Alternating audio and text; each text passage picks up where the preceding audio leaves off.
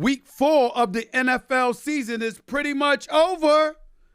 But obviously, there's a lot to talk about. Well, what happened to Miami? What happened to Dallas? Or should I say New England? And I didn't even get to the NBA news or the fight that took place Saturday night. There's a whole bunch of stuff to get into. It's your boy, Stephen A. in the house. Hope you had a beautiful weekend. I know I did. Time to get to work. Let's roll.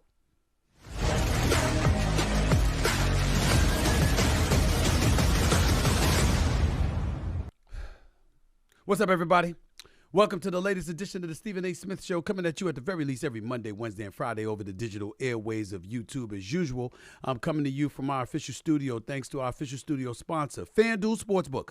FanDuel is the official sports betting company of the Stephen A. Smith Show. As always, I always take a moment to give props and love to my subscribers, to people listening to the show and watching it and what have you. Really, really appreciate it. Our subscribers continue to grow and grow and grow every single day.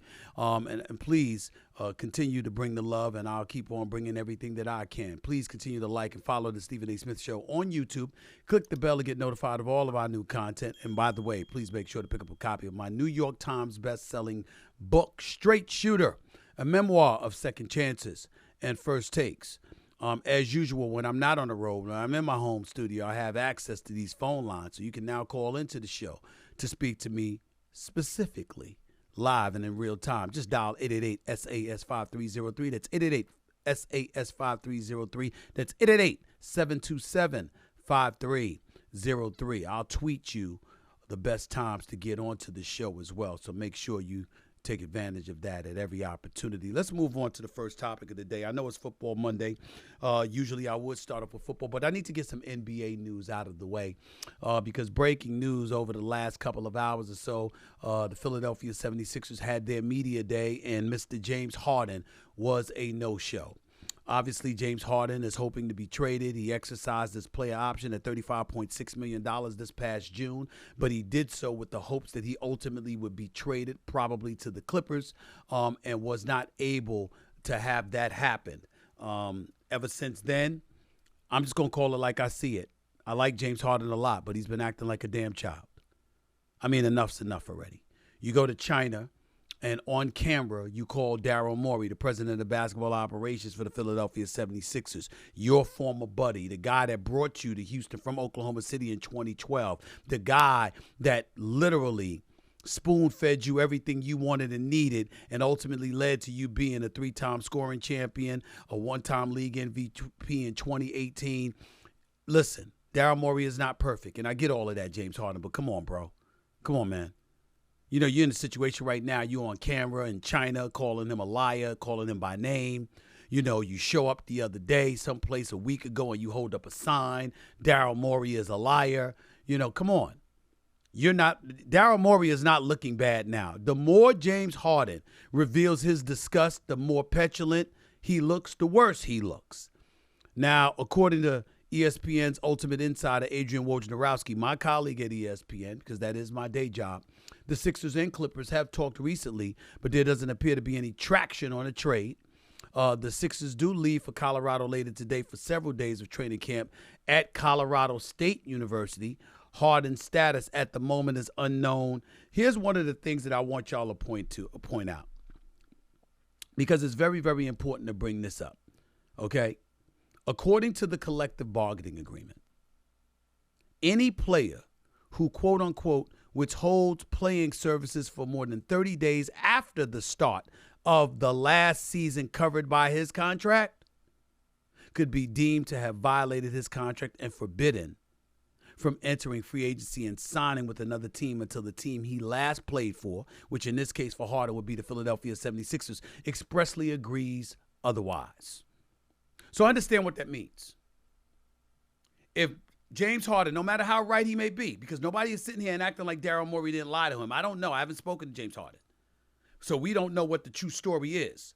But chances are an executive lying to a player is not beyond the pale. It's not beyond the realm of comprehension, okay? So let's just get that out the way right now. It's not beyond the realm of comprehension that an executive may have lied to a player. But even saying that, you can't possibly think you look good, James Harden, acting like this. You are looking foolish and more foolish by the hour. And by the way, wanting out of Philadelphia, you wanted out of Houston. They didn't want to move you immediately. So what did you do? You came into camp out of shape, looking like one of the clumps. And then you got moved. You wanted to go to Philly with Daryl Morey. That didn't happen. So you went to Brooklyn. And we know that what happened in Brooklyn wasn't your fault. You got injured. Matter of fact, if you weren't injured and Kyrie Irving didn't get hurt, I thought y'all would have won the title that year. Make no mistake about it.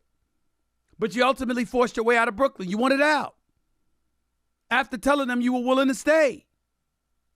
And so now here we are. This is the third team. Why the hell you think Miami ain't that interested in you? You'd be a great fit in Miami, some would say. But why is that problematic? Because Pat Riley and them brothers ain't taking that chance. They're not going to have you sitting up there smiling in your face, and then a month or two or a year later, whatever the case may be, you sitting up there trying to demand your way out of there. James Harden is not what he used to be, but he's still an all-star caliber player. He led the league in assists last year. The brother can ball. And I'm not here to tell you he's a bad guy because he's not a bad guy. That's not what this is about. I'm not excoriating the character of James Harden one iota. If I did that, I'd do it to his face first. That's not what we're doing here. We're simply talking about the optics, how it looks. You can't be so fixated on calling a dude a liar that you're letting the world know, literally across the globe, letting the world know. Come back to the States, letting them know that. He's still your boss with the Philadelphia 76ers. You got a player option. You get paid $35.6 million. You want a long-term deal. He didn't offer you a long-term deal, so you wanted to be traded. Couldn't make a trade happen. So you're saying, yo, I don't want to be a Philadelphia 76ers. Well, you didn't want to be a Houston Rocket. And you didn't want to be a Brooklyn Net. And when you act this way repeatedly, eventually you get to a point where cats ain't trying to take their chances on you. Now, James Harden has played in one NBA Finals. That was in 2011, 2012, when he was a member of the Oklahoma City Thunder, and Russell Westbrook and Kevin Durant were the stars, and James Harden was coming off the bench. That's when that was. Ever since then, he's been to a conference finals, but he hasn't won a conference finals, and he hasn't been back to the NBA Finals. Considering all the money you've gotten paid, considering how paths have been laid out for you. Listen, Daryl Morey is no saint. I'm not trying to come across like that, James Harden. I'm not trying to do that. But my God, what hasn't he done for you? He did everything but gave you a massage and a pedicure his damn self. Helicopter rides and plane rides and money and the players that you wanted and the lack of accountability because nobody messed with you because Daryl Morey didn't let him mess with you. D'Antoni didn't even show clips of your negative plays when he was the coach of the Houston Rockets. You wanted Dwight Howard, then you didn't want him. You wanted CP3, then you didn't want him. You wanted Melo, that didn't work out. You wanted Russell Westbrook, then you didn't want him. Come on, bro. Ladies and gentlemen, and here's this one other thing. Just a little pet peeve of mine, especially when you're a black man. I'm not talking about sick days. I'm not talking about vacation days. But that better be one of the two reasons you skipping work. Or family emergency, something like that. It can't be because you pissed off, you got attitude, so you're not going to show up to work. That never ends well for us. It never ends well. Now, the complete antithesis of James Harden appears to be Jrue Holiday. Jrue Holiday, who was formerly with the Milwaukee Bucks, who got shipped to Portland in a Damian Lillard trade, who's now been traded from the Portland Trailblazers to the Boston Celtics. There's really nothing to discuss here. I consider the Boston Celtics to be the favorites in the Eastern Conference. Even with Damian Lillard, who was just introduced, had his introductory press conference in Milwaukee, by the way. Even with Damian Lillard, my brother, the ultimate sniper, a closer, Giannis Antetokounmpo, as far as I'm concerned, he should be ecstatic to have Damian Lillard. But make no mistake about it, ladies and gentlemen, Boston Celtics are the team to beat in the Eastern Conference, if not the entire NBA. I think if the Boston Celtics, as constructed, were in an NBA Finals series against Denver, they'd beat them. If they were in an NBA Series Finals against the Lakers, they'd beat them. The Clippers, they'd beat them. The Phoenix Suns, it might be a little bit different. But I think when you look at Boston with Jason Tatum and Jaylen Brown, with Derek White, now Drew Holiday, Kristaps Porzingis, I would have liked them to have kept Robert Williams III. Make sure you buffer your front line as best as you possibly can. But you still got Al Horford there. Your starting five is Holiday, Brown, Tatum, Porzingis, and Horford. It'll be an epic matchup, no doubt about it. But this is now a two-horse race. With Harden acting the way that he's acting, it wouldn't surprise me at all if Embiid ended up asking to be traded because he's sick of the mess in Philadelphia. And I can honestly say I wouldn't be able to blame him. So where I'm coming from and how I'm looking at it, I'm here to tell you right now, Boston's the favorites. Because Drew Holiday is an all-world defensive player, one of the best catch-and-shoot three-point shooters in the league. He's a champion. He's a future Hall of Famer. That's right, I said it. Drew Holiday is a future Hall of Famer. Not of the Magic ilk, the Kobe ilk, and people like that, but of a Sidney Moncrief type ilk. Yeah. Not a lot of pizzazz, not a lot of splash, just can flat out ball. That's how I look at Drew Holiday. So I just wanted to say that about the Boston Celtics. Them and the Bucks are now considered the top two betting favorites to win the NBA title, ahead of the Nuggets, Suns, and Lakers, by the way. That's just the way that it is. Jason Tatum is a superstar in this league, and Jaylen Brown just signed for over $300 million. I know he wet the bed in Game 7, but damn it, there have been Game 7s when he did play well. He played well in the NBA Finals the year before that. Jaylen Brown could play. But you look at their size. Porzingis is a bit thin, but he's a shot blocker. But you look at everything else. Jaylen Brown 6'6". Jason Tatum 6'9". Derek White legit 6'4", 6'5". Drew Holiday's a legit 6'4", an elite defender. Al Horford, legitimate 6'9.5", 6'10". And by the way, you can't leave Al Horford open for a jump shot. You can't leave Kristaps Porzingis open for a jump shot. When you look at them, everybody on the squad can shoot. They can make free throws.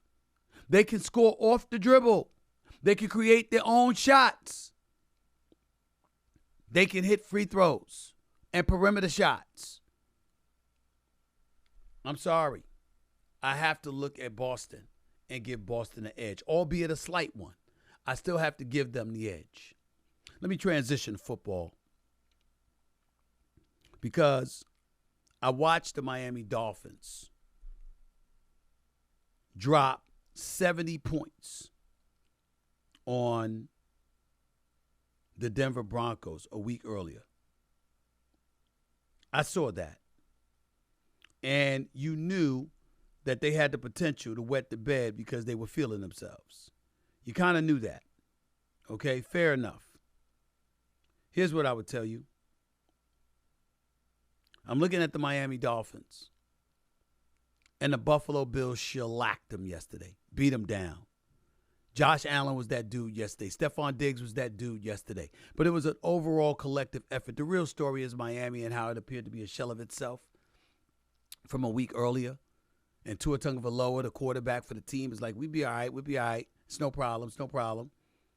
But it was a problem because they could get to him, because it was difficult for him to see over the defensive line.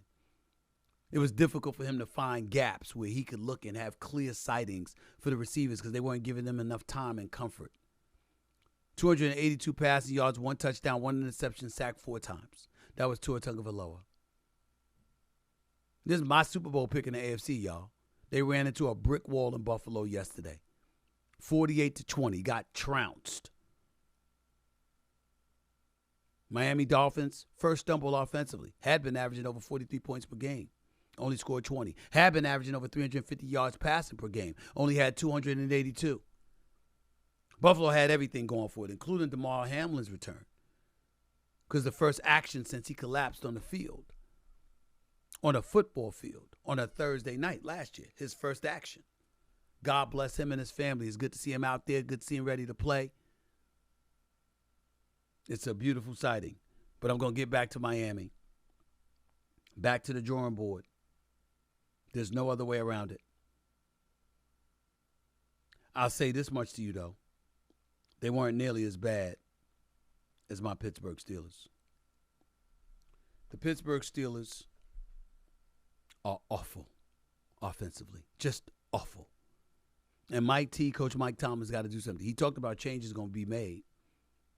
It's not something they're going to publicize, but let me tell you what should be publicized. Matt Canada should no longer be the offensive coordinator for the Pittsburgh Steelers. He's arrived 3 years ago. Do y'all know that in 2021, when he arrived and he became the Steelers offensive coordinator, do you know that the Steelers have 0 400-yard offensive games? 0! Nothing! Absolutely, positively nothing. Did you know that every single other NFL team has at least 4 games where they've had 400 yards? The Steelers are the only team in the entire National Football League without a total of 400 yards of offense in a game since 2021. They're the only team in the NFL going through that. Now, we know that Mike Tomlin has never had a losing season, so we ain't going to talk stupidness about how he needs to go. We look at Kenny Pickett. I see the quarterback. I'm not impressed. 12 interceptions, 11 touchdowns in 16 games in the NFL. Why the hell would I be impressed in that? But there is nobody who I believe warrants my wrath more than Matt Canada, the offensive coordinator. Steelers rank this season 29th in total offense, 25th in scoring offense. Now, on the other side, C.J. Stroud, the number 2 overall pick for the Houston Texans. This brother looks special. Setting a record for most pass attempts without an interception to start his NFL career. The brother is gifted, y'all. He's special. Out of Ohio State, balling. He just got it going on. And DeMeco Ryans, the head coach for the Houston Texans, that's another star on the rise. Because he just seems to have the pulse of his team and know what they're doing. And they went and they beat the Steelers' ass Sunday afternoon. Beat their ass. I'm trying to keep my composure, but I remember the days of Steel Curtin, Mean Joe Green, L.C. Greenwood, Jack Lambert, Jack Ham, Mel Blount, all these brothers. Where are they? I remember offensively Terry Bradshaw with Lynn Swann and John Stallworth with Franco Harris and Rocky Bly in the backfield. What happened to those days? I don't know what the hell is going on, but it's not a good feeling. It really, really, really isn't. Somehow, some way, they're going to have to do something. And I think the first order of business is to fire their offensive coordinator, Matt Canada. He's got no business. He's got no business coordinating an offense on the NFL level. He hasn't earned it, doesn't deserve it. And they need, as my man Shannon Sharp would say, don't be a slave to loyalty. Don't be a slave to loyalty. Don't be loyal to the point where you're keeping people around that are not productive. And that is what Mike Tomlin is going to have to do. Otherwise, it's going to cost him. Who knows? Who knows? It's just disgusting. It was an ugly performance, to say the least. And speaking of disgusting, let's get to the Cowboys fans. It brings me no joy to tell you that the Cowboys absolutely destroyed the New England Patriots yesterday. But ladies and gentlemen, what do you want, a cookie? They've beaten the Giants, the Jets, and the New England Patriots this year. And they lost the game to Arizona. What do you want me to make a cookie for you? I'm supposed to be excited about the Cowboys? I'm supposed to be excited about the fact that their defense does everything? Do you know that the 4 TDs that Dak Prescott has thrown for the Cowboys this season, it's matched as many touchdowns as the defense and the special teams have scored for Dallas. He ain't standing out. He ain't doing anything special. 3 points allowed, 2 touchdowns, 2 interceptions, 1 fumble recovery, 2 sacks.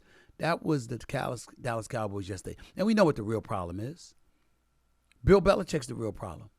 Last year, you impeded the growth and development of Mac Jones for a full year by having Matt Patricia and Joe Judge as his offensive coordinators. And now here we are. 38-3, Cowboys beat the New England Patriots yesterday. It was the worst loss of Bill Belichick's coaching career in New England. Worse. Maybe you should have kept Tom Brady. Maybe you should have kissed the ring. Maybe you should have cajoled him to stay a little bit longer. Bill Belichick didn't want to do that, and that's what it is. Ultimately, he benched Mac Jones yesterday for Bailey Zappi in the second half because Mac Jones had 3 turnovers, 2 returned for touchdowns, by the way. Fumble recovery and a pick 6. Now, I sit up there and I listen to y'all talk and all that other stuff, but you do know I'm going to have the last laugh, right? Because the Cowboys play the Niners this Sunday night. Good luck with that. Good luck with that. Let me move on real quick to Canelo Alvarez. Super middleweight champion of the world, Canelo Alvarez fought undisputed super welterweight champion of the world, Jermell Charlo. Won the fight by decision Saturday night. That's what Canelo did. And Charlo's taking a lot of heat for it. Because a lot of people thought he was a bit timid. He was a bit shy. He was scared to take chances, et cetera, et cetera. They felt the fight was relatively boring because of that. Because Charlo didn't really try to do anything. This is what they said. And because that was the case, it is what it is. Even Terrence Crawford, who just beat Errol Spence Jr. handily this past July 29th. Terrence Crawford weighed in on the possibility of a fight with Charlo after the loss. And look at what Terrence Crawford said via his tweet. Check this out. Okay, y'all, I'm over it. Twin Charlo, he's no longer on my hit list. He went out there and laid down and let Canelo spank him like he was his daddy with no type of resistance. That's what he said. Damn. I feel bad for Charlo. Because, first of all, I thought he fought a brilliant fight defensively. I thought his defense was really, really, really good. I really feel that way. Offensively, he had nothing. And this is what I want y'all to understand. What the hell is somebody supposed to do? I want somebody to tell me this. Okay? Because we're going to test knowledge here. What the hell are you supposed to do when you hit someone and they keep coming? Canelo, from the second round on, was running around like this, charging the ring, trying to cut off the ring and what have you, because he was not worried about Charlo's power. Y'all act like Charlo didn't throw a punch. That wasn't the problem. The problem was when he threw a punch, it didn't affect Canelo. And so because it didn't affect Canelo, Canelo kept coming. And then Charlo got worried that if I throw something, he catches me instead of me catching him, and I know he can hurt me because I'm 2 weight divisions smaller. See, we're trying to act like Charlo went out there as a super welterweight and fought like this. No, he moved up 2 weight classes. He wanted to dare to be great. But then when he stepped in the ring with this monster and he realized that he couldn't hurt him, you damn right he was trying to survive. Who the hell wants to get knocked out? Come on, man. Stop acting like we don't know. This ain't the days where Frazier goes into the ring against Foreman. And Frazier was knocking trunks out with that left hook. But when he went up against Foreman, Foreman beat him to a pulp. God rest Joe Frazier's soul, by the way.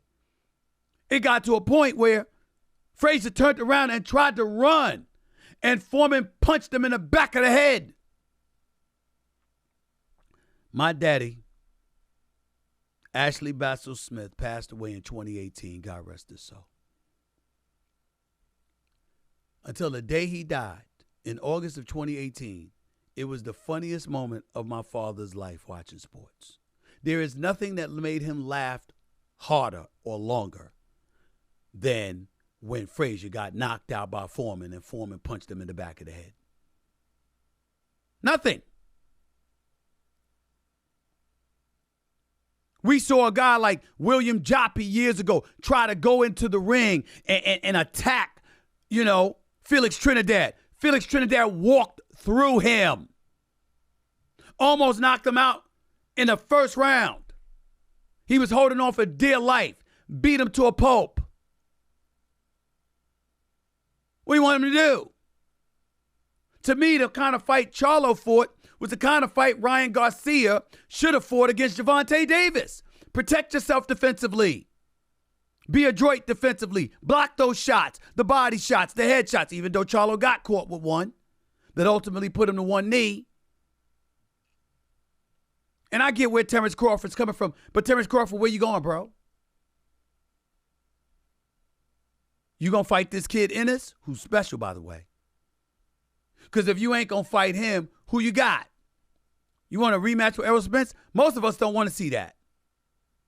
Now, maybe it was because of the weight, and maybe Errol Spence Jr. was weak, and maybe he wasn't trained. I don't know. But I do know this.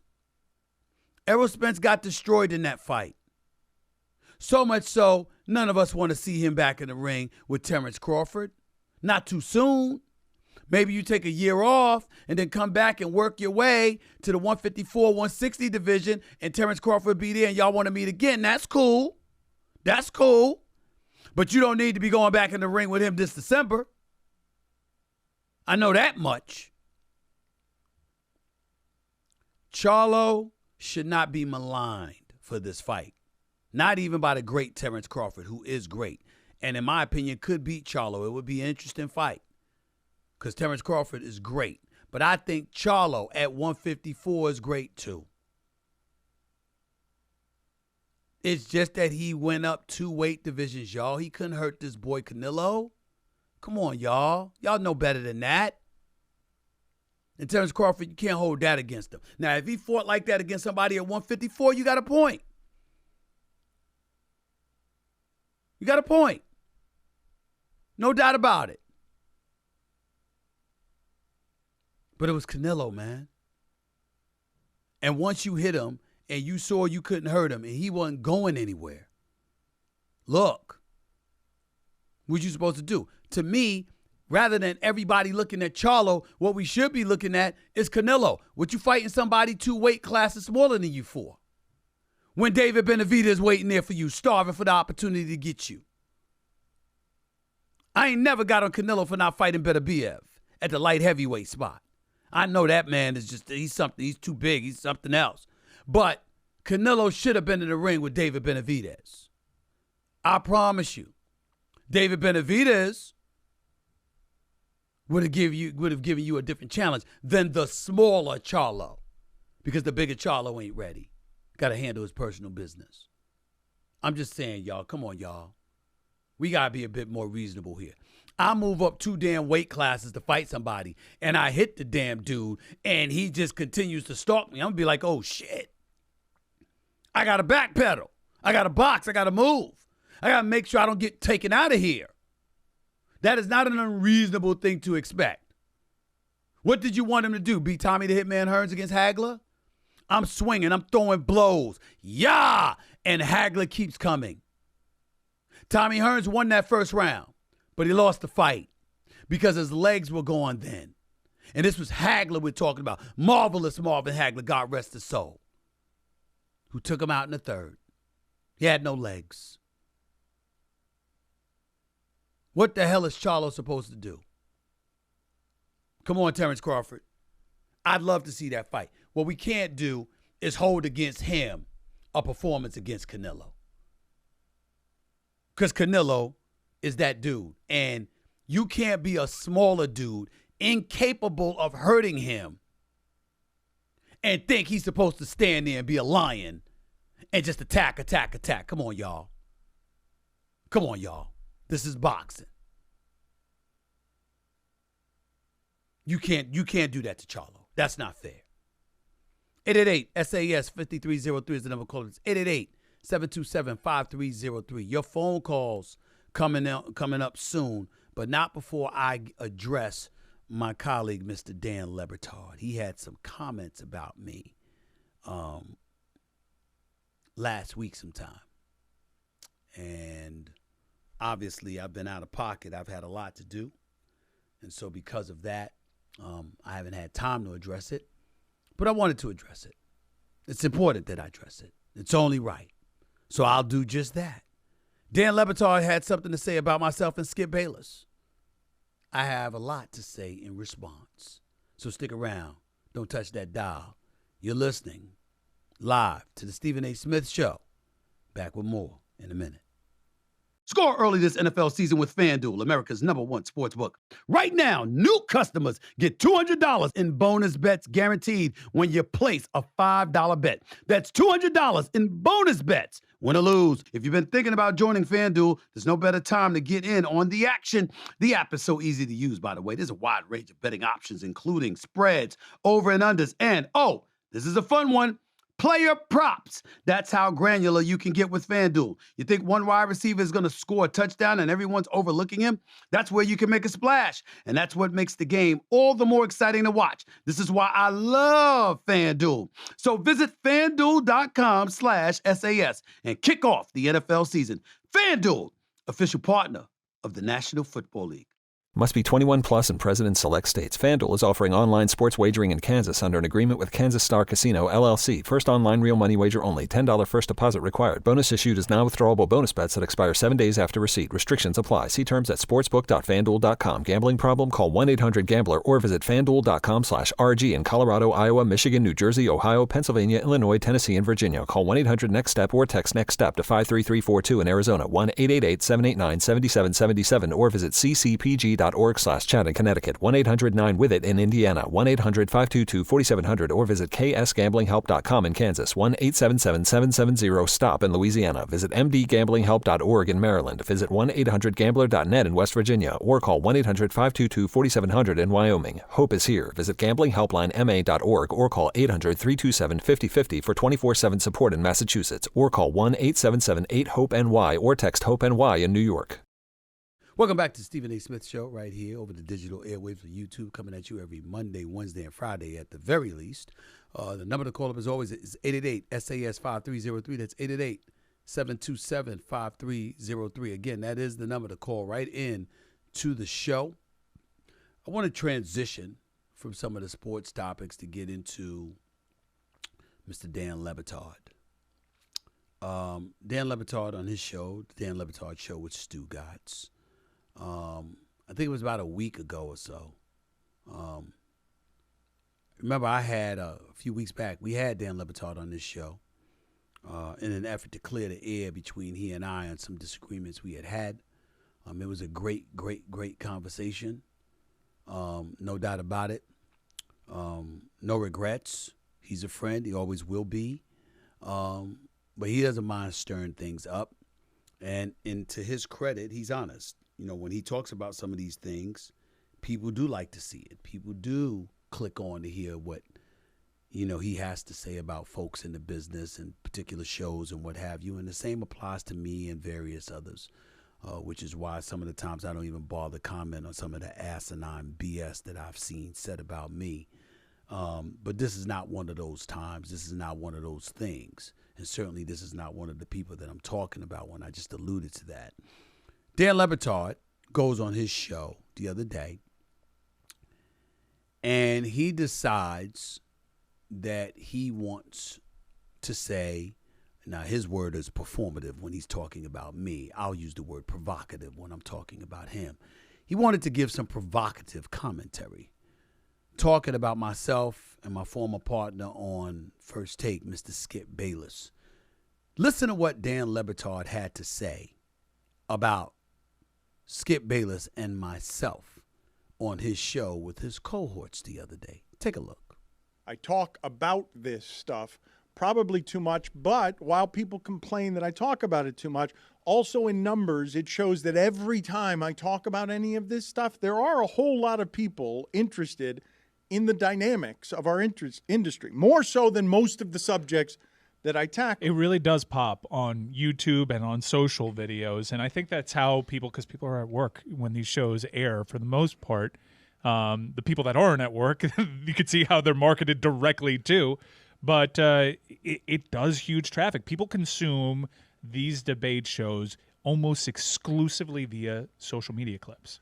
Not just that, though, because I do think some of this is changing. And as you've heard me talk about the aging of our industry leaders, Skip Bayless was the godfather at ESPN of taking the show that was critically the worst, the most embarrassing show, and turning it into something that now represents their flagship. Stephen A. outgrew him, and it now runs ESPN, makes that show in his name and likeness. And when Mike says exclusively by social media,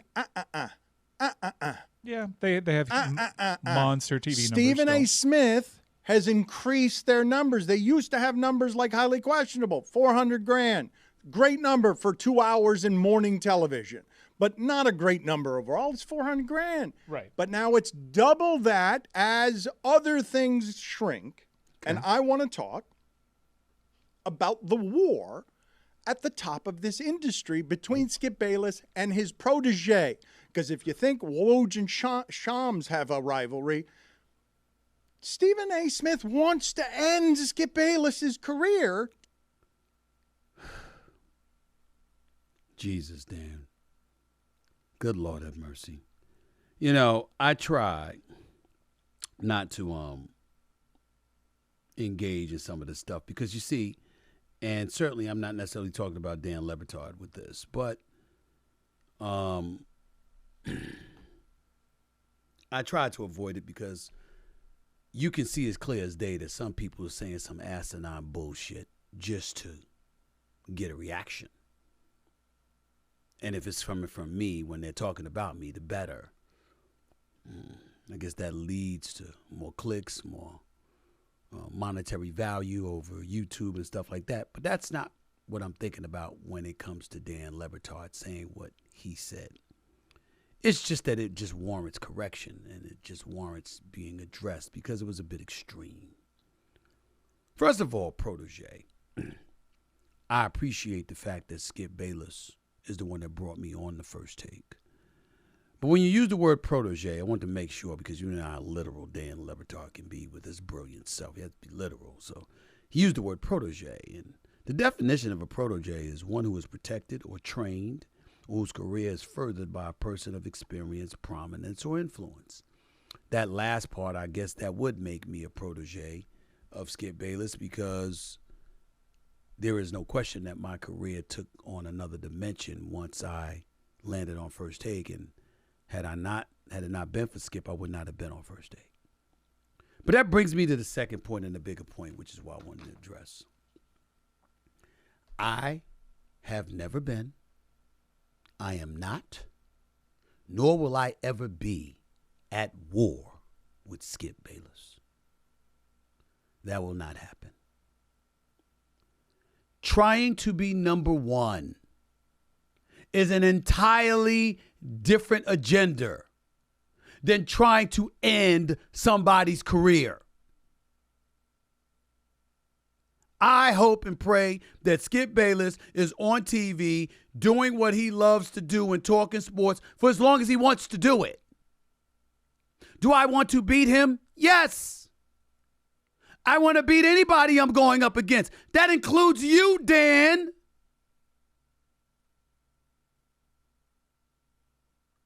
I'm doing a podcast. Numbers are climbing, et cetera, et cetera. It's really nice.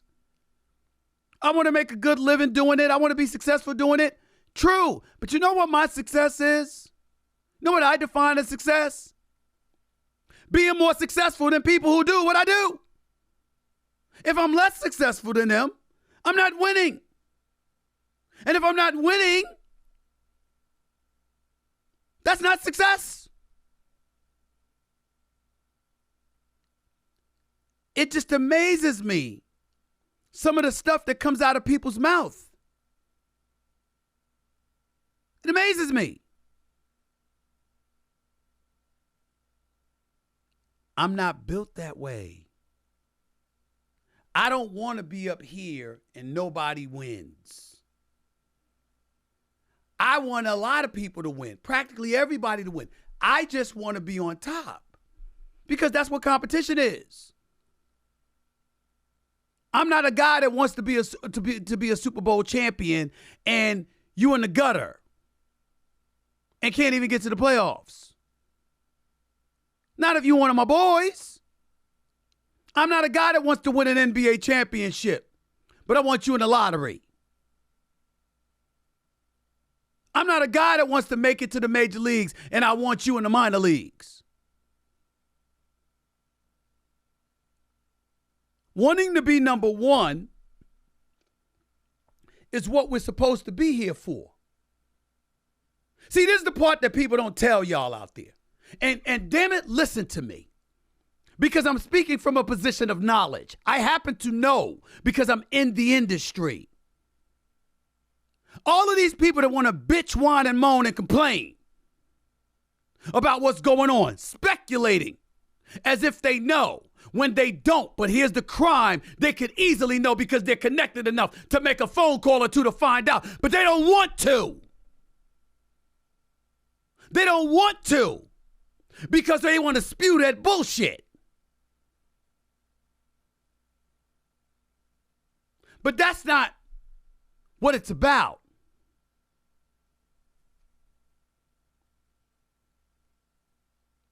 Do you remember when Pat McAfee signed with ESPN? And you remember all that noise that was out there? Well, what was transpiring and what he was purportedly and reportedly getting paid and all of that stuff.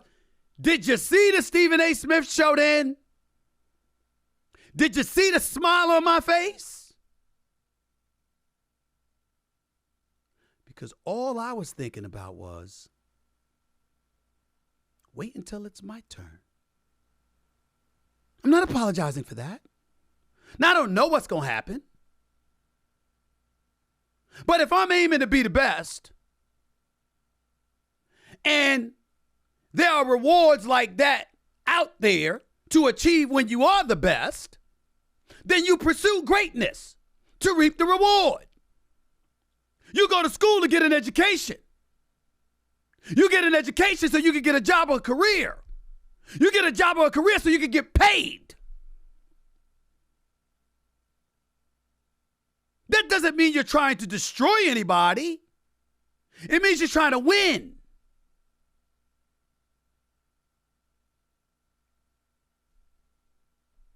And we've been winning. We were winning when Skip and I were there. We were winning when Skip was gone. And we're winning now. And the only beauty that I can take from it is that when it's all said and done, because everything comes to an end, and my time will come, and it'll be somebody else's time. Nobody can take away the decade or the decade plus of success that I've had. That's it. But my definition of success is not reading some story or hearing that, guess what, Skip Bayless's career is over. And oh, by the way, Keyshawn Johnson's my brother. We've been tight for 2 decades. We know how far me and Michael Irvin go back. And I've been real cool with Richard Sherman for years. I'm not rooting against them. I want them to be successful. Just like Shannon Sharp came on and said a few weeks ago, he wants them to be successful. He just wants to be better. Nate Burleson was on NFL's morning show. Love Nate Burleson. Love him. I want it to be better. Very happy for successful CBS. Very happy for Michael Strahan. But if they had a debate show that came on at 10 o'clock in the morning when I was on, I would be trying to beat them. I don't want them to fail. I don't want them to lose their jobs. I don't want them to get canceled. I just want to be number one. That's all. Dan Le Batard and I have been friends for years. And this is not a slight against, none of what I'm saying is a slight against him. He's wrong for saying what he said. I'm not trying to ruin Skip Bayless's career. I'm trying to win. If he's the competition, fine. If somebody else was there, I'd be trying to beat them the same way. Because I'm going to be competitive. Now, I know it didn't look that way with that damn first pitch that I threw it. I was scared I was going to bust my ass, y'all. I wasn't busting my ass on national television. I made a business decision. I ain't give a damn about the throw. Once I saw it was slippery and I was going to bust my ass, I wasn't taking that chance. I'm sorry. That's just it. Didn't look that competitive. I own that. Choke job on my part. But be clear. When I go about doing my job every day, that's how I roll. Simple. I see people engaging in conjecture, whatever. Read Straight Shooter. I tell my story. It's in the damn book. Hell, a couple of weeks ago, I read excerpts to you from the book. I make it very clear where I stand and where I'm coming from. All of this speculation is people trying to get clicks from y'all. Dan Le Batard was not doing that. He's deducing something that's not for clicks. He believes it. I have no doubt he's wrong. I want Skip Bayless in this industry as long as Skip Bayless wants to be in this industry. Dan doesn't. Now, if Dan was on at the same time as Skip Bayless, and I'm not sure he is, I think he is, and somebody said Dan Le Batard wants to ruin Skip's career or end Skip's career, I'd believe that. With some of the things he said about Skip. That's not me. I don't roll like that. I don't believe that success has to come at the expense of other people's misery. Everybody can't have the same. Everybody can't get the same. But you can still get yours if you're good enough. I just choose to aspire to be number one at all times in anything that I choose to partake of as a profession. That's me. If I was doing late night, if Disney had come to me and they said, Stephen A., you know what? We want you to succeed Jimmy Kimmel, which would have been a dream come true. First of all, I've been nervous as hell because Jimmy Kimmel is phenomenal, and I don't know if I could be as good as he is on an everyday, every night basis. But more importantly than anything else, you know what the first thing I'd be trying to do? Who's number one? Whether it's Jimmy Fallon or Stephen Colbert, I'm coming for them. If I was hosting Jimmy Kimmel's show, and that's what I was doing. Whatever's there, I'm competing with. Wherever I'm at, who's my competition? I'm trying to usurp them. That's what winners do. And the problem that we have going on in this industry right now is we got too many goddamn people whining and moaning about the business and the business climate and all of this other stuff. And what they've avoided embracing is competition. Competition is what makes the world go round.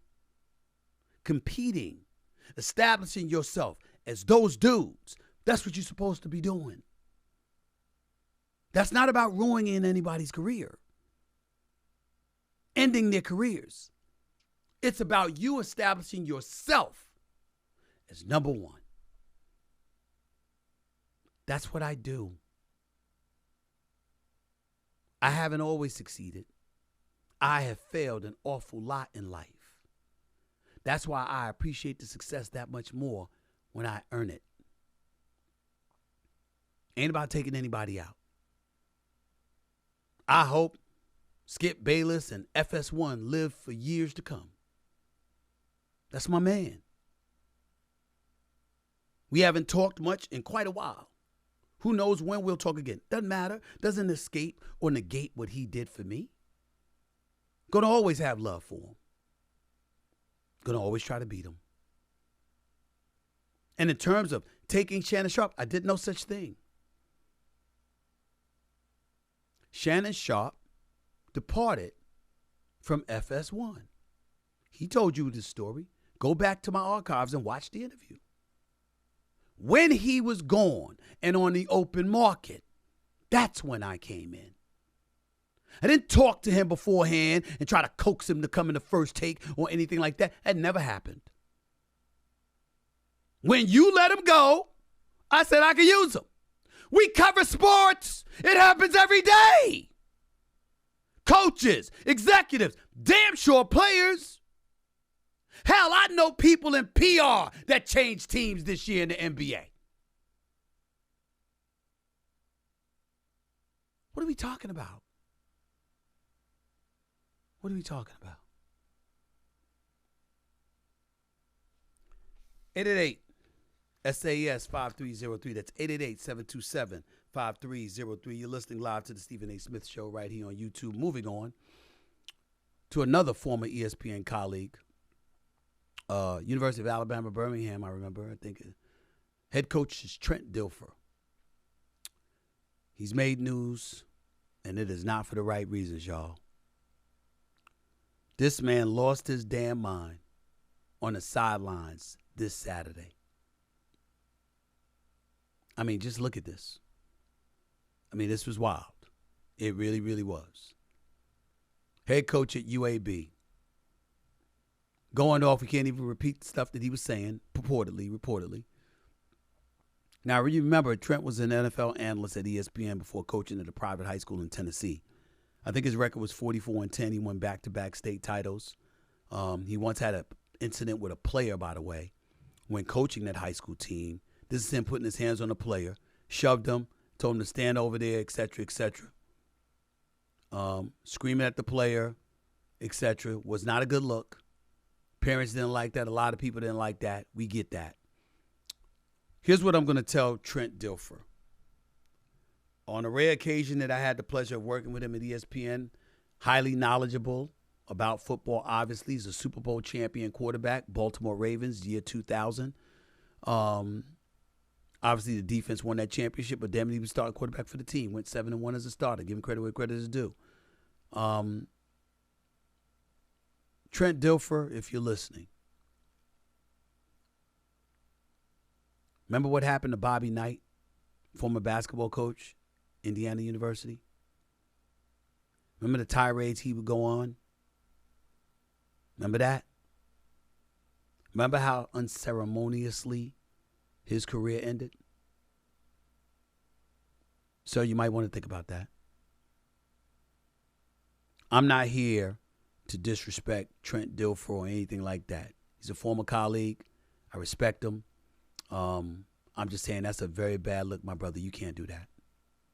You can't be yelling at assistant coaches like that. You can't be engaging in those kind of histrionics on the sideline in public view.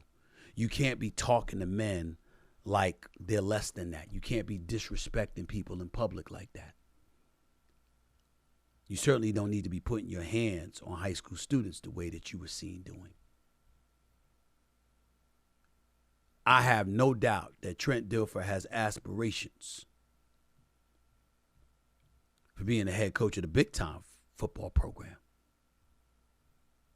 That's not going to happen. Not with videos like that out about you. Never mind the fact that if this were a brother, Lord knows what we'd be saying about him.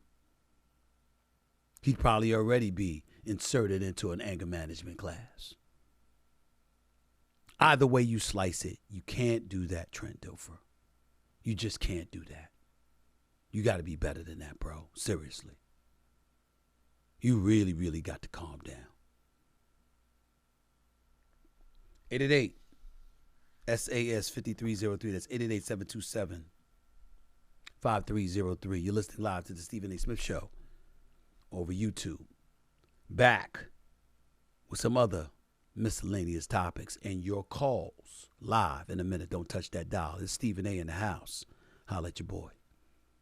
It's hiring season, baby. And when you're hiring a team, don't put that all on yourself. There's no I in team after all, but there is one in Indeed, and that's the hiring platform you need. Indeed is the hiring platform where you can attract, interview, and hire all in one place. You want tools to help you get the job done? They've got them. Like Instant Match, where over 80% of employers get quality candidates whose resume on Indeed matches their job description the moment they sponsor a job, according to Indeed data. US. And I love that they don't waste your time. They get you one step closer to the hire by immediately matching you with quality candidates. So start hiring now with a $75 sponsored job credit to upgrade your job post at Indeed.com/SAS. Offer good for a limited time. Claim your $75 credit now at Indeed.com/SAS. Just go to Indeed.com/SAS and support the show by saying you heard about it on this podcast. Indeed.com/SAS. Terms and conditions apply. Need to hire? You need Indeed. Welcome back to the Stephen A. Smith Show. Reminder, as always, to call into the show. All you need to do is dial 888-SAS-5303. That's 888-727-5303. That's 888-727-5303. But before I get to the phone calls, a couple of things. Number one, did anybody see Jimmy Butler? Because this brother didn't disappoint when he showed up to the Miami Heat's media day today. I mean, did you see this? His words, emo. I don't know what the hell an emo is, to be honest with you. I don't pay attention to that stuff, but this is what Jimmy Butler. Look at this right here. I mean, I'm looking at him right now. I'm like, good Lord have mercy. What is he doing? What is he doing? What is he doing? I know he's going through a lot right now. He wanted Damian Lillard. They didn't get Damian Lillard. Same Miami Heat team. You lost Gabe Vincent in the offseason. Lost Max Strus in the offseason. You didn't acquire Damian Lillard. I mean, damn. There's a lot going on with Miami right now. It doesn't seem to be the same situation. Seems to be a bit tough. I get it. But this hairdo, what's going on? I don't even know what to say. You remember his hair from last year's media day, right? Do y'all remember that? They used this image as his league headshot last year. So the emo hair could be this year's look all season long. Now, if you look at the emo look now, you know, I certainly know that Jimmy Butler doesn't roll this way. But, you know, it's nobody's business, no matter, you know, I'm live and let live. That's how I roll. I'm liberal in that regard. But it's not that. Jimmy Butler looked like that dude from P Valley. I don't know his name or whatever the case may be, but that's how he look. He going through some things right now. See what happens when you don't get a superstar like Damian Lillard? So if I lost my damn mind and they put me in that kind of look, you'd understand why now, because I prayed for Damian Lillard to come to the Garden in New York City for the Knicks, and that didn't happen. I'm not feeling that at all. Eyebrows pierced, lip pierced, all that mascara. You know. Sometimes in America, we got issues. We just got issues. Other facts to note. He also got new piercings, like I said. Some people calling him Ball Out Boy for emo band, Fall Out Boy, whatever the hell that is. Some people saying he looks like Andre 3000. Of course, you saw the picture to compare the two, the Hey Ya video. All right? I got it. I understand. I'm just not feeling it. Let me move on to Mr. Donald Trump, former president of the United States, who, by the way, showed up in court in New York for one of those charges, you know. 91 counts against him, 4 different charges. But nevertheless, that's not why he made news. Everybody's been talking about Taylor Swift. We all know this. She showed up to the Jets game last night. And I'm going to say this again. That does not look casual. Remember the movie Miami Vice with Colin Farrell and Jamie Foxx? Damn good movie. Great movie. And you remember when the mobster lost his drugs? Remember that? Remember when that happened? Lost his drugs. And he told the kingpin, he said, I lost my load. I lost my load. He said, but I beg of you to allow me to show you this. And he opened his laptop computer and he showed it to the big boss. And the big boss walked over there and looked. And he whispered in his ear, this is not casual. And it was of Colin Farrell and his woman dancing in the club. That's what that was about. Because it wasn't casual. So I say all of that to you to say, Taylor Swift, when she's at those games first in Kansas City, and then after that in New York, at MetLife, you know, hugging mama and stuff, hanging out, cheering on Travis Kelce as hard as she's been doing. Bringing Ryan Reynolds with her, along with others. You know, I mean, I'm just saying, it don't look casual. You know, so y'all could, you know, it's their business. I'm just letting you know, don't look casual. Okay? And then, you know, Travis Kelce's that dude. Most women that see and get around Travis Kelce, they like him. Give the brother his props. Give it where it's due, you know. But everybody's talking about Taylor Swift and Travis Kelce, so of course Donald Trump had to weigh in too. So he tweets out, I wish the best for both of them. I hope they enjoy their life, maybe together, maybe not. Most likely not. Everybody like, damn. That's funny. That's typical Donald Trump to me. Publicity, doesn't have to campaign. Somehow, some way, he's a magnet for publicity. He's a master at all of that stuff. By the way, you got to keep this in mind too. It's actually reasonable that he said that. Why would he feel that way? He's been married 3 times. Not once, not twice, but 3 times. Ivana Trump, Marla Maples, and of course now Melania. So maybe together, maybe not. Most likely not. This is what he said. You know, maybe he's comparing Taylor Swift to Travis Kelce's ex, Kayla Nicole. If that was his reason for saying that, I'll just say, I understand. I understand.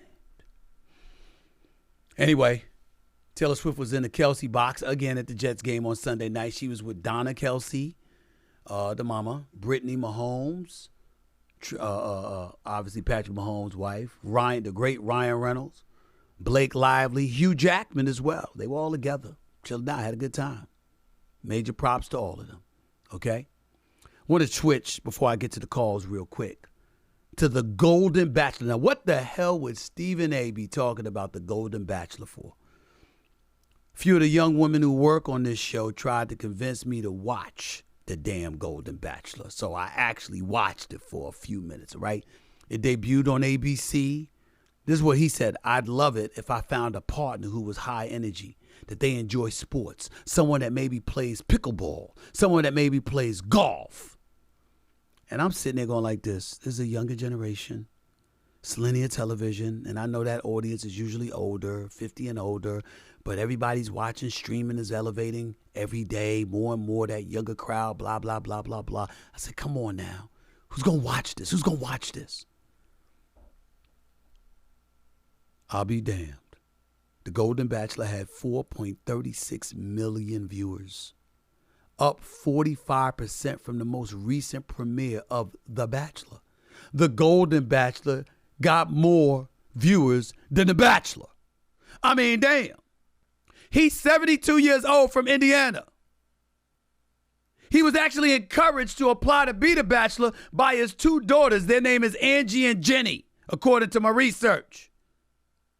The debut of The Golden Bachelor stands as the most watched and highest rated program across Thursday night programming, even beating the People's Choice Country Awards. I mean, damn. 72 years old and got 4.36 million viewers. I don't know what to say. I really don't know what to say. And look at these women. Look at Sandra, retired executive assistant. Look at Peggy, 69. Sandra was 72. Look at these women. Look at Nancy. I mean, oh, damn. Look at Marina. Look at these candidates. Look at Leslie. Go ahead, fitness instructor. Leslie, you go, girl. Look at Joan. Private school administrator. Look at Natasha. I mean, midlife speak. Oh, Lord. No. Go back to Natasha. Let's go back to Natasha. Look at that. 60. Ladies and gentlemen, we got 30-year-olds out here ain't looking like that. We got 30-year-olds out here ain't looking like that. And let me tell you something right now. We should be supportive of this. You know why? Because Father Time and Mother Nature creeping up on all of us. We ain't getting no younger. This ain't Mork and Mindy from the 70s or 80s, where he got younger as time went by. No, we get older. That 72-year-old man from Indiana whose 2 daughters stepped up and be like, Dad. They basically saying, Dad, you fly. Now, I can assure you, My daughters wouldn't do that for me. They'd be like, look, Dad, you're not all that. They'd be the first to say, you ain't all that. Oh, God. People come up to me, women walk up to me on the street. These are my daughters. They like Shanae in the show Martin. Why? I mean, what do they want from you? I mean, please. And who are you? That's my daughters. But Angie and Jenny, they looking out for Pops like that. They're like, you got it going on, Pops. Go ahead. Could you imagine how they feel about him now? 4 million viewers. 4 million viewers. I mean, damn. Pops got it going on, bro. You're an inspiration to all of us. Evidently, time doesn't end as we get older. Days can actually get brighter. You go, my brother. You go, my brother. No doubt. 888-SAS-5303. That's 888-727-5303. Let's get to the calls, man. Let's get to the calls. Let's go to Graham in Boston, Massachusetts. You're live with Stephen A. What's up, Graham? How are you? I'm good. How are you, Stephen A? Talk to me, my man. Talk to me. Let's talk Russell Westbrook. I'm a big Russell Westbrook fan. Yo, I know it ain't football. Yo, brother, you know you don't have all day, right? Go ahead and make your point. Go ahead. My fault. How you feel about Russell Westbrook coming into the season? I feel very good about him. I think he's on the right team. I thought he did a hell of a job with the Los Angeles Clippers. Obviously, his time with the Lakers wasn't that great. His time with Houston certainly was not that great. But I think that Russell Westbrook is the perfect fit for the Clippers because he's an energizer bunny. He's that guy that brings, with Kawhi Leonard and Paul George periodically getting hurt, or in Kawhi Leonard's case, periodically being hurt. You need somebody like a Russell Westbrook being that spark plug. I love him with the Los Angeles Clippers, and I love the fact that they made it a priority to re-sign him. I love to hear that because you were not a fan when he was on the Lakers. You were kind of disrespectful towards him. That's not true. I wasn't disrespectful. I was factual. You had people in the stands. Yes, I was. I didn't call him West Brick. All right, I got you. I didn't call him West Brick or anything like that. I said, Joe, he wasn't shooting the ball well. Yo, he's not the ideal point guard. Yo, you got LeBron James there. The ball needs to be in his hands, especially when he's struggling shooting the basketball from the perimeter. I understand that you got a lot of sensitive cats out here, but what I would say to you, Graham, is you have to assist people like me and others and stop falling for that okie doke and getting caught up in all of that sensitive nonsense. Now, if you're attacking somebody personally, there ain't no room for that. And I get that. No. But we're talking about the game of basketball. So let's talk about a player that you may not like or that you don't think is good. Do you talk about him like he can ball? Do you talk about him like he can play, or do you tell the truth? I tell the truth, but there's always a but. Russell Westbrook was one of 4 players in the league putting up 18, 7, and 7. Stop right there. Stop right there. Come on. Stop right there. You have to measure them to the standard they're coming from. What I'm trying to say to you, let me finish. What I'm trying to say to you is that if you're averaging 10 or 12 points a game and that's what you do, that's what you do. But when you are one of arguably the most athletic point guard in the history of basketball, who is a perennial all-star, who is an absolute surefire first ballot future Hall of Famer, that comes with expectations. And so when you arrive, we're looking at you and we're saying these are the expectations. And if you don't live up to those expectations, we have an obligation to call it. That doesn't mean we're disrespecting you. We're saying you used to be this and now you're not. And there's an adjustment that has to be made. And you know where the proof is, Graham? In the dollars. Where is it? He was making $47 million last year. What's he making now? Lakers shouldn't have brought him in for 47 million. No. That's not what and I what asked he's you. making is what he's making. Do you want to answer my question, or do you want to doubt it? 3 mil. 8 mil or 3 mil. 8. There it is. 8 mil. There you go. Have a nice day. And he's Yano, you're live with Stephen A. What's going on? Yano, how are you doing?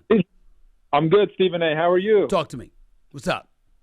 So, Rodney Harrison last night, I don't know if you caught his comments about Zach Wilson, but I did not. Called him garbage. Okay, so he called him garbage. He was interviewing Chris Jones of the Kansas City Chiefs, and Chris Jones said that Zach Wilson was a special player, and Rodney Harrison thought that was not the correct call. So He said that Zach Wilson was garbage, and he's getting a lot of flack for it on Twitter today. A lot of people are saying that Rodney Harrison should be ashamed of himself. I highly suggest you check out his comments, but I just want to let you know, I don't think it's any different from what you, Shannon, Skip, and all those guys do on a daily basis by calling a guy garbage. Mm-hmm. Because when it came to you and Kwame Brown and Jamarcus Russell, you were very open to calling them what they really are. So I just wanted your opinion on the backlash that Rodney Harrison is receiving from the public today. Well, first of all, here's what I would tell you. Rodney Harrison is a friend. I've known him for years. I think he does an exceptional job on NBC Sports, and they're lucky to have him because I wish I had him on First Take. I'll tell you that right now. Having said all of that, I would tell you that he shouldn't be receiving that kind of backlash. I would also tell you that people wouldn't be giving him that kind of backlash if Zach Wilson had played the way he had been playing prior to last night. Now, last night wasn't the greatest night for Rodney Harrison because Zach Wilson actually went out there and played some decent football, made some really good throws, came back from a 17-0 deficit, tied at 20-20, outscored them 20-6 pretty much after the first quarter. He played well, and he played in a fashion we hadn't seen him capable of playing. The only thing that I would say to you is that you can't just look at the people and the things that we say. You have to look at the platform in which it is said. When I said what I said about Kwame Brown, which, by the way, I regret because I didn't know it would be a meme 15 freaking years later, by the way. But I said it in a studio on SportsCenter. Right. I talk on First Take. Shannon Sharp now talks on First Take. If I were calling a game, if I was doing the pregame show, then I would harness my comments a little bit because the environment that you're in plays a role and it plays a factor. The things that you can do in a studio, the things that you can do on a cable morning show is entirely different than what you would do on location, on the field, or in a studio on a Sunday night for a network television programming. People who are in the business understand that. And so that's what I would tell you. There's a time and place for everything. If you watch my demeanor, you'll see me on First Take. That's different than what I might be on SportsCenter. It's a little bit different than what I might be when I was used to be on Outside the Lines or when I was on Sports Reporters on a Sunday morning. It's different than me on First Take compared to what you'll see me if I'm on a Saturday morning with, Michael Smirkanish for CNN like I was a couple of weeks ago, or when I was on Mark Levin's show on Life, Liberty, and Levin last Sunday night, or when I was on Hannity a couple of weeks ago, or when I'm on MSNBC a month ago. The environment that you're in as a commentator, pundit, reporter, insider, etc., it's a little bit different because the tenor of the show is different. And that's what I think, that if there was a mistake that Rodney Harrison made, it was saying that on that platform, in that moment. That's what I would say to you, but nothing else. Good point. Thank you, Stephen A. Take And care. I appreciate that. All right. But man. here's the thing. Go ahead real quick. Go ahead. I'm sorry. Yeah, so I agree. I think that's a great point by you. The environment matters, but for people to say that NBC should be ashamed of themselves. No, they're wrong. They're wrong. They're wrong. They're wrong. They're totally wrong. They're totally wrong. But they just want attention. They just want attention. Appreciate the call, man. Thank you. Ronnie, you're live with Stephen A. What's up, Ronnie? How are you? Hey, man, Stephen A., I got a question for you regarding my Los Angeles Chargers, man. Oh, I'm not God. going to lie. I'm pretty fed up. Yeah, I'm pretty fed up, You man. should be. Oh, my God. You should dude. be, All right, man. so here's my thing. Yeah. Here's my thing. Brandon Staley, bum. Doesn't know what he's doing. Situational awareness is zero, if not negative. And I feel like my question to you comes from a couple years ago when they had Anthony Lynn in the building. They just won a playoff game like the year before with Phillip Rivers in the end of his career. They got Herbert coming in. You got to think that an offensive coach is able to develop a young quarterback in a way different than a guy like Staley can. Mm-hmm. My question is, if they did not fire Lynn and bring in Staley, would the Chargers have had a better chance of competing in the playoffs than they do now? Like a better chance? I'm not sure about that because I don't think Anthony Lynn did a great job. I'm hoping he gets another opportunity, but I don't think he did the greatest job. That's number one. Number two, personally speaking, I think the person that made the biggest mistake was Sean Payton. I think Sean Payton should have waited. He should have stayed at Fox, and he should have waited until the Brandon Staley firing took place so he could have gotten the Chargers job, because I think he would have been perfect to be the guy coaching Justin Herbert. Look at Russell Wilson. I know the Broncos are stinking up the joint before they beat the hapless Chicago Bears yesterday. I get that. The flip side to it, however, is look at Russell Wilson and how he's been playing. He's got 9 touchdowns. He's second in the league in touchdown passes with 9. He's only got 3 turnovers, 3 interceptions. And when you look at Brandon Staley, I'm just looking at this. First of all, the 27-point lead he blew to the Jaguars in the playoffs last year. How about that? How about week 18 of last season when it's a meaningless game and you choose to play your starters and Mike Williams ends up getting hurt and having to miss the playoff game against Jacksonville? How about that one? 2023 season, this week, week 3 versus Minnesota. Went for a 4th and 1 on his own 24-yard line. Damn near blew the damn game, but the defense came to his rescue and rescued him. And then, of course, we've got the situation with the Raiders. Brandon Staley has made an abundance of errors. As far as I'm concerned, he shouldn't be the head coach of the squad. He's lucky that he is. I think that they should have a better coach. I think he's in over his head. He's just not ready, and he's being given a level of latitude that most coaches would not be given. That's my personal opinion about him. Exactly, Stephen A. That's a great point, but I would counter that with we're giving Staley all these opportunities for second chances. You mentioned all those things that he has completely messed up in his tenure, and it's a long list, and you could keep going with that too. That's right.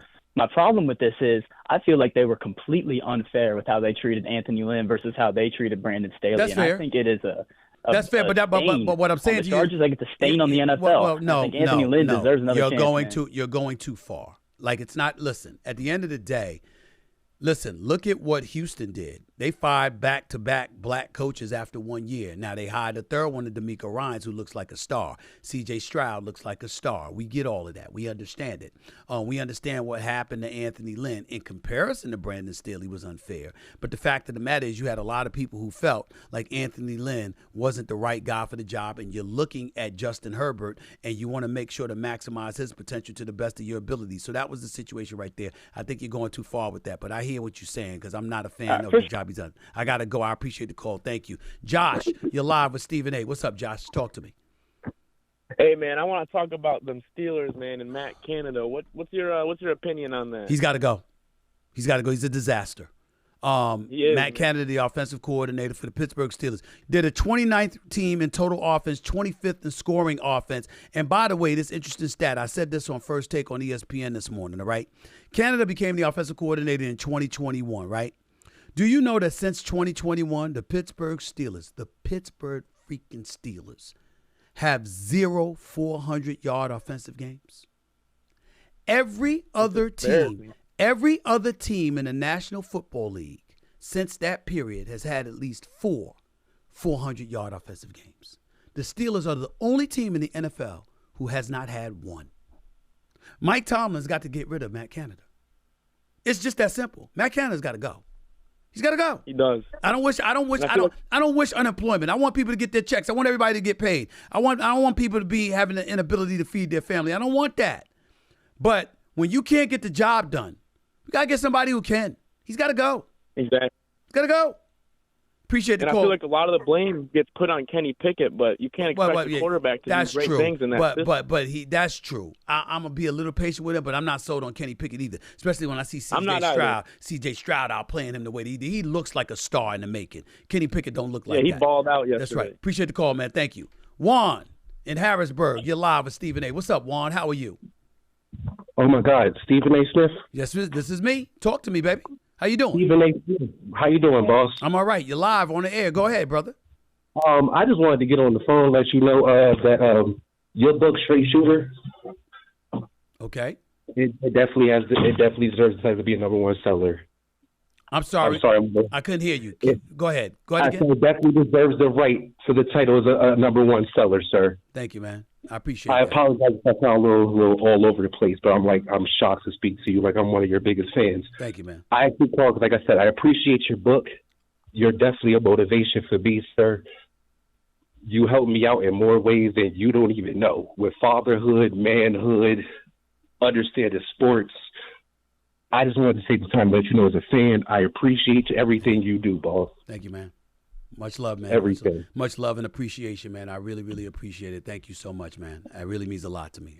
Sincerely. Thank you so much, Juan. Take care of yourself, bro, and call anytime. Trey in Amarillo, Texas. You're live. What's going on, Trey? How are you, man? I'm good, man. How about you, man? I'm all right, man. Talk to me, bro.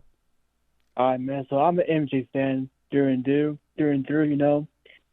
But if LeBron wins the ring this year, let's just say he does, would you call him to go in year 21? I wouldn't. You wouldn't? I wouldn't. I have LeBron Why is James. that? I have LeBron James as the second best player of all time. I respect that. Me too, but I have him But number man, 2 of come all on. time. 6 NBA Finals losses, a choke job against Dallas in the finals in 2011. Ever since then, he's been pretty close to flawless. He's been phenomenal. But two moments I hold again. I don't hold the first finals loss to San Antonio against him. I don't hold the second finals loss against San Antonio against him because D Wade was hurt.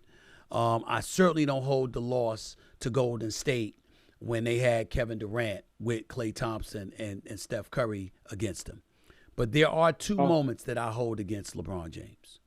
One was in the finals against Dallas where, I mean, he was like me throwing on a damn Major League Baseball mound. I mean, it was a choke job. It's just that simple.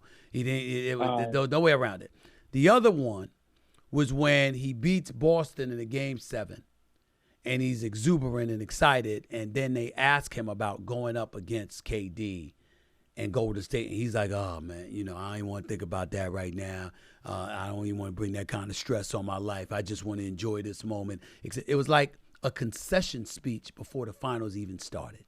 Now, in fairness to him, that Game 1 was when he went out and dropped 51.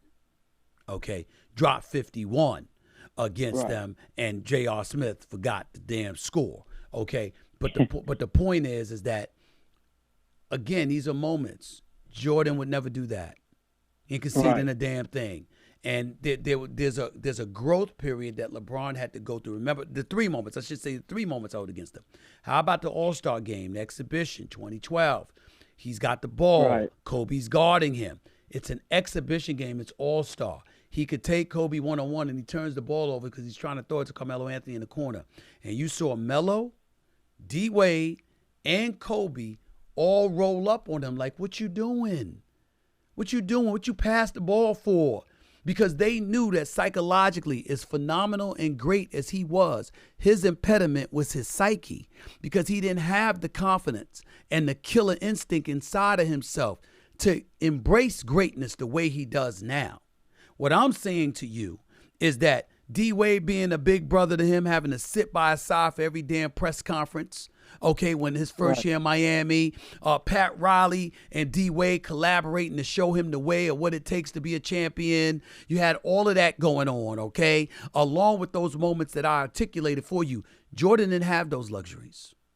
Right. And Jordan found a way anyway. That's the difference, and that is why I have Jordan number 1 and LeBron number 2. Period. Right. Okay, man. I have to agree with that. All right. I'm gonna start doing that. But anyways, man, I love you, man. Appreciate it, man. You're the GOAT. Thanks a lot, man. I appreciate you. Call anytime, Trey. All the best to you. Ladies and gentlemen, that's it. That's it for today's show. I appreciate the love, appreciate the support. Remember, as always, if you want to talk to me right here, feel free to call into the Stephen A. Smith Show, 888-727-5303. That's 888-SAS-5303. I'm about to get on out of here, okay? Thanks for watching another episode. You can catch me at the very least every Monday, Wednesday, and Friday over the digital airwaves of YouTube. Make sure to like and follow the Stephen A. Smith Show right here on YouTube and click the bell to get notified about all of our new content. And be sure to pick up a copy of my New York Times bestseller, Straight Shooter, a memoir of second chances and first takes. Until next time, everybody, peace and love. Stephen A. signing off.